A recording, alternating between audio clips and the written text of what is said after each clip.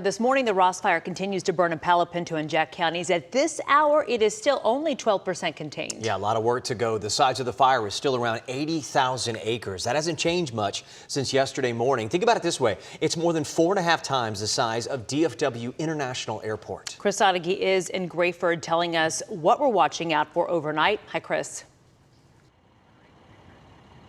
Good morning, Kara. As the fire trucks staging behind me, ready to begin day number 4 of fighting this fire. And these trucks are from outside the area. I saw Lufkin, North Richland Hills, Mesquite, so some help from across the state. And we are awaiting an update this morning on how this fire moved overnight. We heard from the Forest Service yesterday, even a slight change of wind can add several thousand acres to this fire, which at last update was burning 80,000 acres altogether at 12% containment, but we could get an update this morning on both of those numbers. The Forest Service told us the challenge is getting ahead of the fire and creating fire breaks. That means clearing brush, vegetation, anything that can be fuel for fire, because when fire hits dirt, it cannot burn any further. That's also what the big planes are doing, dropping a fire retardant chemical ahead of where it's going to hopefully stop the spread once it reaches those lines. But it's proving to be a challenge on the ground because there's so much fire fuel in these open fields and pastures. Firefighters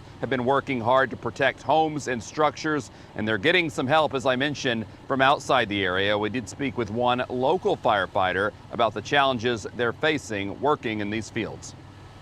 It's honestly, it's a very sporadic and unpredictable fire movement that isn't usually how we see it out here. Because I mean, like, our topography already is very hard to navigate. So we've already always been used to like going in very like terrain areas where you can't access it. So we had to start planning ahead and going. And the Forest Service did not have an update on the amount of homes that have already been destroyed, but they did say there are crews out there doing damage assessments. Karen, Matt, back to you.